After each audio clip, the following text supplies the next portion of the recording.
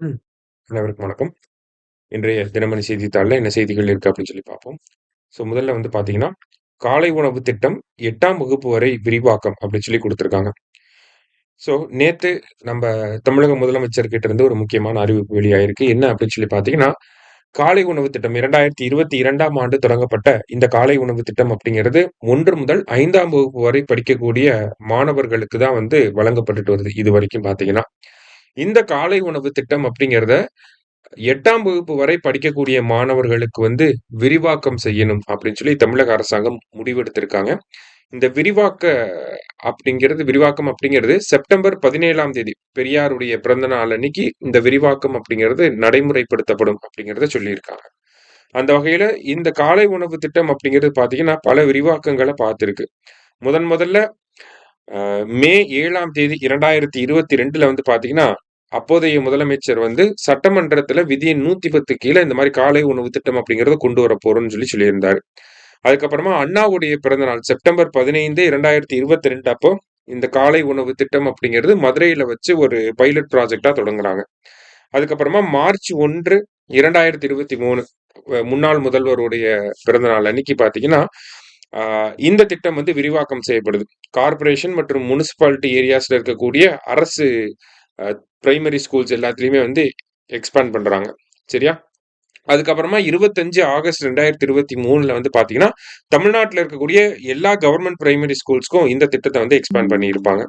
அடுத்ததா பார்த்தீங்கன்னா, செப்டம்பர் ஜூலை 15, 2024 அப்ப என்ன பண்ணியிருப்பாங்க அப்டின்னா, ரூரல் ஏரியாஸ்ல இருக்கக்கூடிய பிரைமரி ஸ்கூல்ஸ்க்கு எக்ஸ்பேண்ட் பண்ணியிருப்பாங்க. அடுத்தது 26 ஆகஸ்ட் 2025 பார்த்தீங்கன்னா, அர்பன் ஏரியாஸ்ல இருக்கக்கூடிய பிரைமரி ஸ்கூல்ஸ்க்கு எக்ஸ்பேண்ட் பண்ணியிருப்பாங்க. இப்ப அகைன் செப்டம்பர் 17, 2026ல என்ன பண்ண போறாங்க, 8ஆம் வகுப்பு வரைக்கும் அத பைலட் பேசிஸ்ல இன்கிரீஸ் பண்ண போறாங்க. சரியா? அதுதான் முதல் செய்தி, முக்கியமான செய்தியா குடுத்திருக்காங்க. அந்த எக்ஸ்பான்ஷன்ஸ கொஞ்சம் பார்த்து வச்சுக்கோங்க. சரியா? அடுத்தது இன்றைய திருக்குறள். திருக்குறள்ல என்ன குடுத்திருக்காங்கன்னா, "அமைந்தாங்கு ஒழுகான் அளவறியான் தன்னை வியந்தான் விரைந்து கெடும்" அப்படின்னு சொல்லி குடுத்திருக்காங்க. அதாவது மற்றவர்களோடு ஒத்து நடக்காமல், தன் வலிமையின் அளவையும் அறியாமல், தன்னை வியந்து மதித்துக் கொண்டிருப்பவன் விரைவில் கெடுவான் அப்படின்னு சொல்லி குடுத்திருக்காங்க.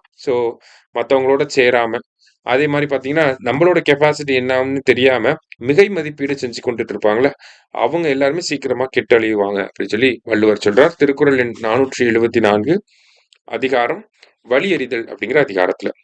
அடுத்தது, தமிழகத்துல இருந்து சமீபத்துல பார்த்தீங்கன்னா, ஒரு ராணுவ வீரர் கீர்த்தி சக்ரா விருது வாங்கியிருப்பாங்க. கீர்த்தி சக்ரா விருது பார்த்தீங்கன்னா, அ இந்தியாவுடைய 2வது அமைதிகால வீர விருது அப்படின்னு சொல்லி சொல்லுவாங்க. ஓகேவா?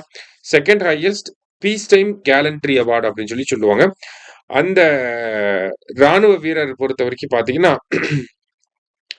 கீர்த்தி சக்ரா அப்படிங்கிற விருத அந்த விருது பெற்ற அந்த வீரர் பேர் பார்த்தீங்கன்னா, லான்ஸ் நாயக் அப்படின்னு சொல்லி சொல்லுவாங்க. தேனி மாவட்டத்தை சேர்ந்த லான்ஸ் நாயக் பார்த்தீங்கன்னா, கீர்த்தி சக்ரா விருது பெற்றிருப்பாரு.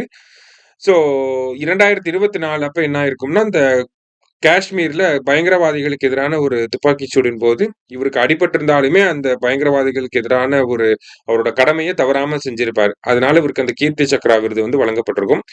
அவருக்கு தமிழக அரசாங்கம் என்ன பண்ணியிருக்காங்கன்னா, கூடுதலா ஒரு ரூ. 48,00,000 ஒரு ஒரு பரிசு தொகை மாரி குடுத்திருக்காங்க. சரியா? இந்த கீர்த்தி சக்ரா விருதை பெற்ற ராணுவ வீரர் பேர் என்ன? லான்ஸ் நாயக். அத தெரிஞ்சு வச்சுக்கோங்க. சரியா? இன்றைய செய்தித்தாள்ல இருந்து முக்கிய செய்திகள பார்த்திருக்கோம். நன்றி.